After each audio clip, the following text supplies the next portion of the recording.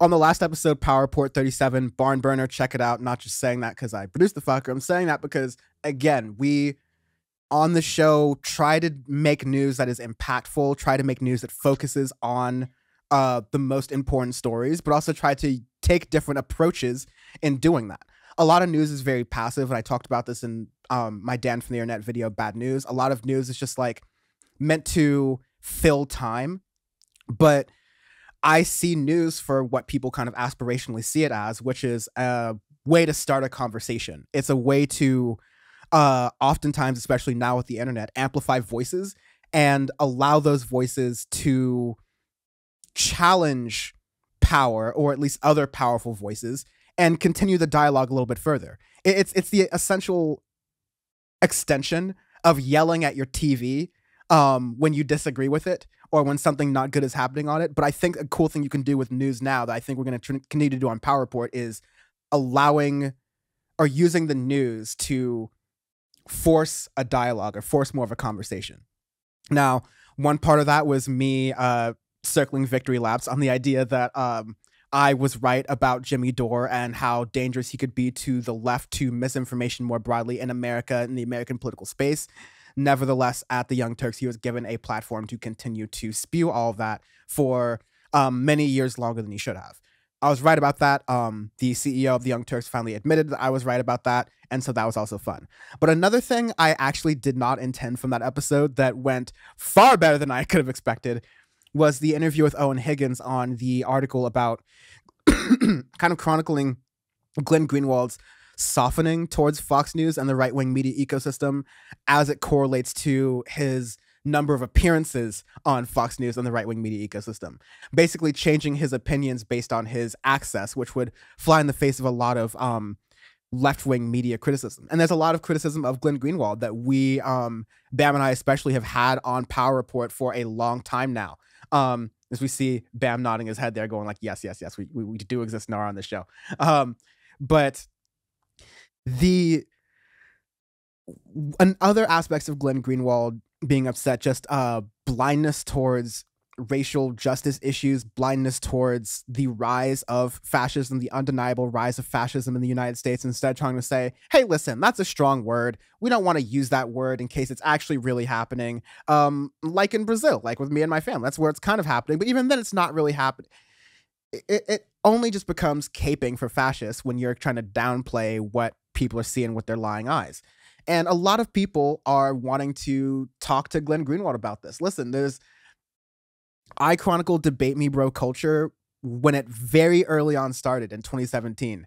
And to the point where I was like, I'm over Debate Me Bro culture in 2018. Nevertheless, you have a bunch of major leftists out there who are just discovering Debate Me Bro culture for views and clicks. And like, I'm already past that shit, whatever.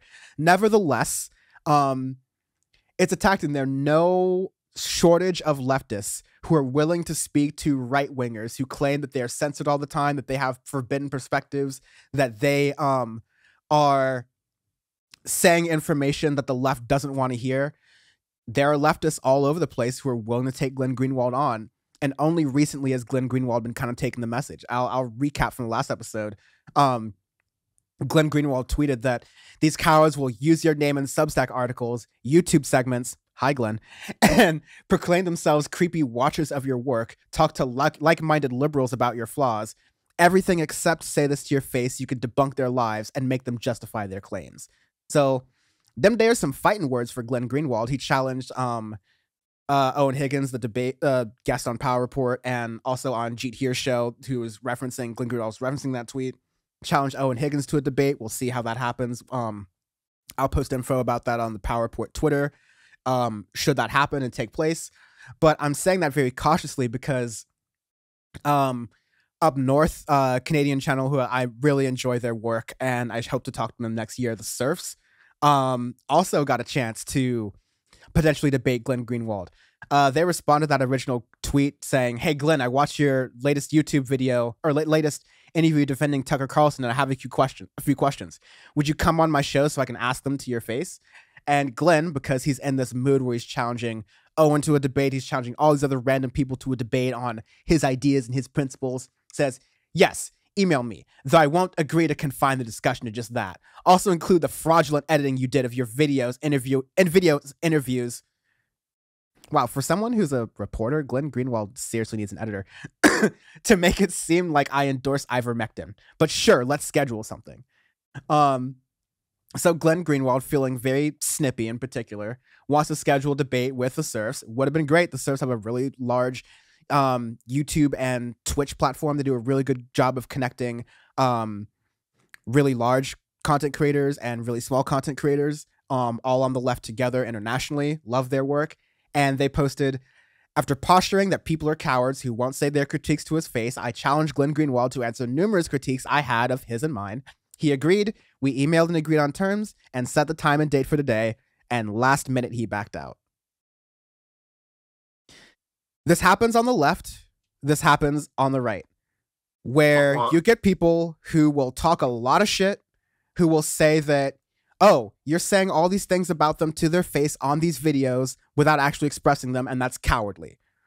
When in reality, people like me are so far ahead of their game, and they understand that debate culture doesn't solve anything politically, doesn't really change people's minds. And third of all, the people who do the most bloviating about it are scared little bitches who will cower to any possible debate chance that knocks on their door. Glenn Greenwald couldn't get this any easier, honestly. All right? Like, so many people are willing to debate him, but he's cowering in this case because ultimately he knows that if he would actually get criticism, every time one of these little idiots comes to the left, they get fried. When Steven Crowder and Sam Seder were actually about to debate, Steven Crowder shat his pants because that would end his career. His dad literally prevented him from doing his debate. Wild stuff. So yeah, it's cool to be right. It's cool to have instigated a little bit of this stuff, but it's also cool to see this end kind of how I figured it would, with Glenn Greenwald being a coward and being unable to defend his Twitter bloviating, which he does to increase his presence to a right-wing audience. Same thing that Jimmy Dore does, same thing that a lot of these former left people who now consider themselves on the right wing do all the time. That's pretty much all I've got to say because I have said way too much about this, especially being celebratory. So what do y'all think about Glenn Greenwald being a... Y'all use your words. Can we find a clip of Glenn Senior doing something music related so we can nominate him for the Noted Little Bitch Award, please? Please. There's got to be something with his dogs, with his kids. We'll figure it out. Late breaking Audio Face Awards. I mean, if we say it before we record the award show, that's all that matters. So, I'm telling you, we got to do it. Can't happen. There's precedent. That's kind of crazy. Like, I mean, I didn't know that any of that happened. I saw like what was going on Twitter with him and your guest, and I really enjoyed that episode. I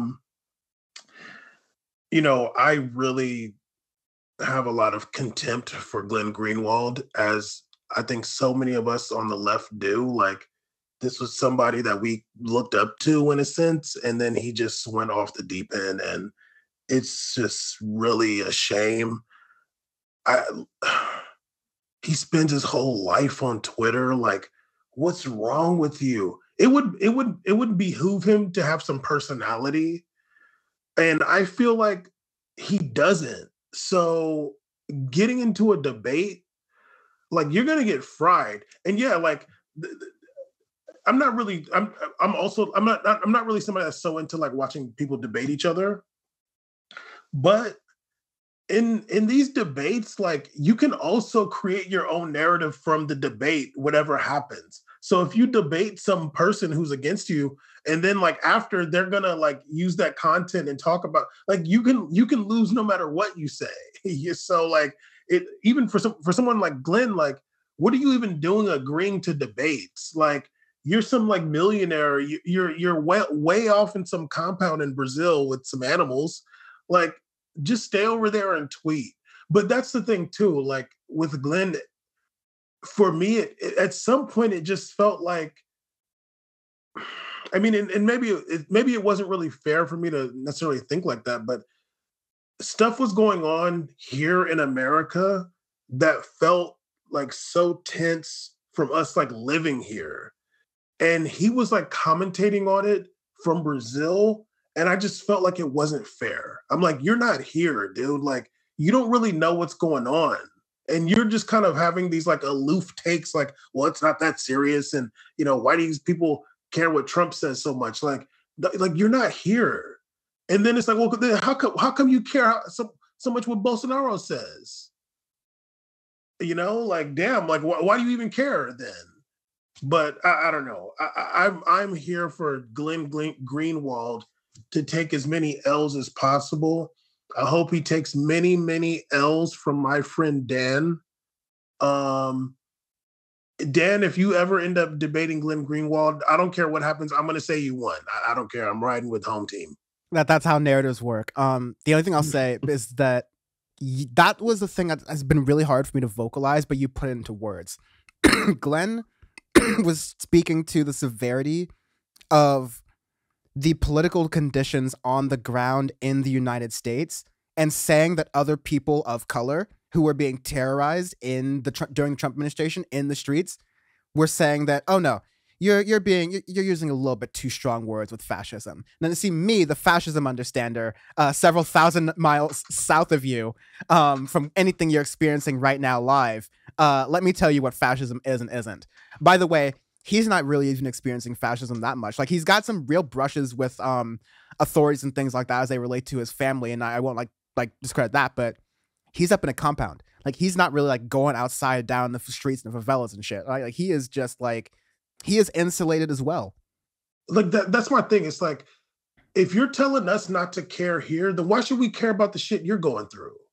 You're like, if you're saying like, oh, it's not really that crazy, guys, like Trump isn't that bad.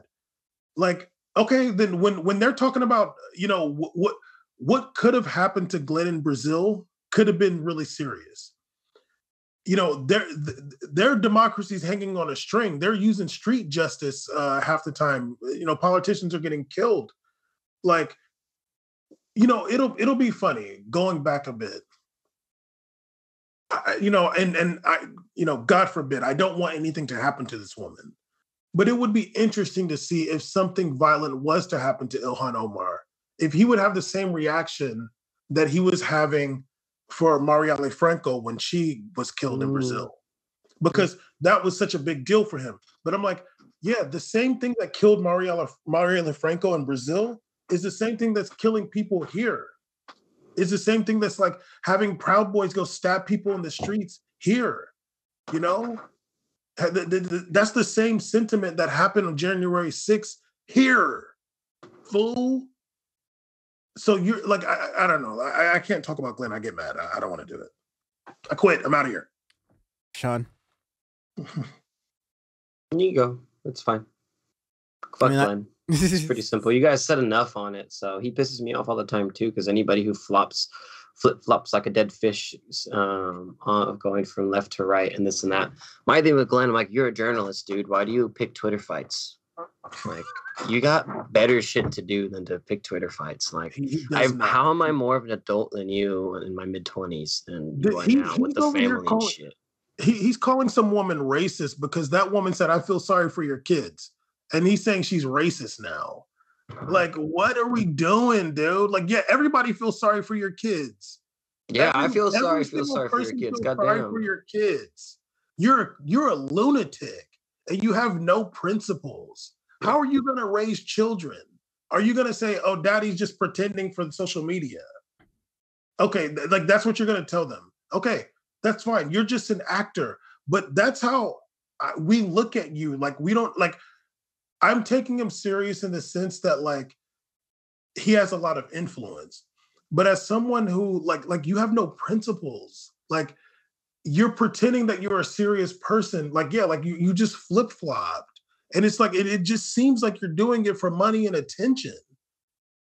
So yeah, I feel sorry for your kids too. It has nothing to do with race or you being gay. Nobody cares. I was raised by gay parents. Nobody cares about that. We think that you are a shit human.